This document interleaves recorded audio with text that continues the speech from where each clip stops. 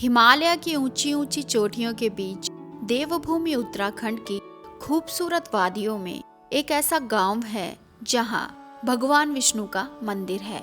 लेकिन ये मंदिर जाना जाता है भगवान शिव और माता पार्वती के नाम से। मान्यता है इस जगह भगवान शिव ने माता पार्वती का हाथ थामा था और अग्नि को साक्षी मानकर फेरे लिए थे, और तब से लेकर आज तक यानी 3 युगों से ये अग्निकुंड प्रज्वलित है। और इसी वजह से इस मंदिर का नाम पड़ा त्रियुगी नारायण। त्रियुगी जो 3 युगों से अपनी पवित्रता बनाए हुए हैं। भगवान शिव और माता पार्वती का मिलन सांसारिक अर्थों में केवल विवाह नहीं था, बल्कि शिव और शक्ति यानी पुरुष और प्रकृति के एक रूप में होने का संकेत था, या यूं कहें चेतना और ऊर्जा का एक ऐसा संगम था जिसने पूरे ब्रह्मांड में संतुलन स्थापित किया। इसलिए इसे कॉस्मिक रीयूनियन कहा जाता है, और शायद इसी वजह से मंदिर का एनवायरनमेंट पीसफुल, स्पिरिचुअल और जॉयफुल एनर्जी से भरा रहता है। इस मंदिर को अखंड धूणी मंदिर के नाम से भी जाना जाता है।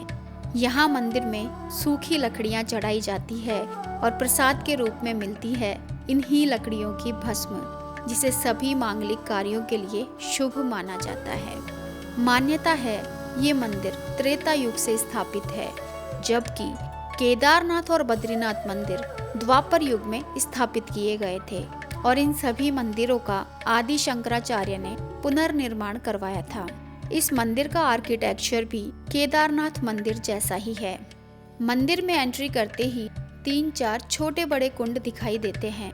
मान्यता है कि भगवान शिव और माता पार्वती के विवाह के समय भगवान विष्णु माता पार्वती के भाई बने थे और ब्रह्मा जी पुरोहित, और सभी देवताओं ने यहाँ पर बने कुंडों में स्नान किया था। मंदिर में जो सबसे बड़ा कुंड है उसका नाम है ब्रह्म कुंड, और ब्रह्म कुंड के पास ही में बना है रुद्र कुंड। मंदिर में आने वाले लोग अपने हाथ पैर धोने और स्नान के लिए रुद्र कुंड के जल का उपयोग करते हैं। उसके बाद है विष्णु कुंड। विष्णु कुंड से आपको चरणामृत दिया जाता है, और जलाभिषेक के लिए जल इसी कुंड से भरने के लिए कहा जाता है। विष्णु कुंड के पीछे एक कुंड और है, सरस्वती कुंड, और इसके जल का यूज पितरों के तर्पण के लिए किया जाता है। पुरोहित जी ने बताया कि मंदिर के अंदर भी 2 कुंड और हैं, सूरज कुंड और अग्नि कुंड, जिनमें से एक कुंड के जल से भगवान को स्नान कराया जाता है और दूसरे कुंड के जल से भगवान का भोग तैयार किया जाता है। और इन दोनों ही कुंडों के जल का यूज बाहर किसी भी दूसरे कार्य में नहीं करते।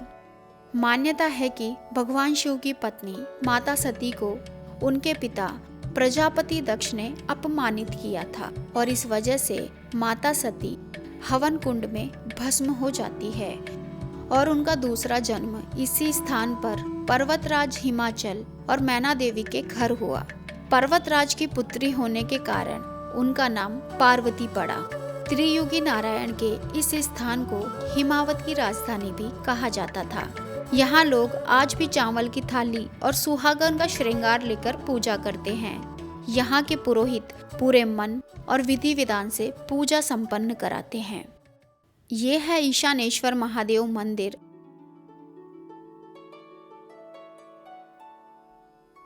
और इसी के पास में बना है अर्धनारीश्वर मंदिर। यहाँ अन्नपूर्णा देवी का मंदिर भी बना हुआ है।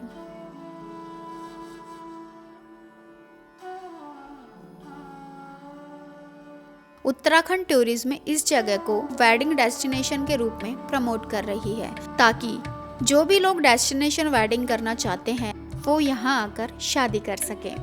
मान्यता है इस स्थान पर भगवान विष्णु ने वामन अवतार धारण किया था, इसलिए यहाँ भगवान विष्णु वामन रूप में पूजे जाते हैं। ये मंदिर साल भर खुला रहता है। आप किसी भी सीजन में यहाँ आ सकते हो। जब यहाँ सर्दियाँ ज़्यादा पड़ती है तब यहाँ लोग नहीं आते। उस टाइम यहाँ के पुरोहित इस अग्नि कुंड की अग्नि को निरंतर जलाए रखते हैं, और उसके लिए लकड़ियों को सर्दियाँ आने से पहले ही इकट्ठा कर लिया जाता है। कहते हैं अग्निकुंड में काम आने वाली लकड़ियाँ इसी एरिया के जंगलों के किसी खास हिस्से से आती है जो केवल इसी अग्निकुंड में जलाने के लिए यूज की जाती है।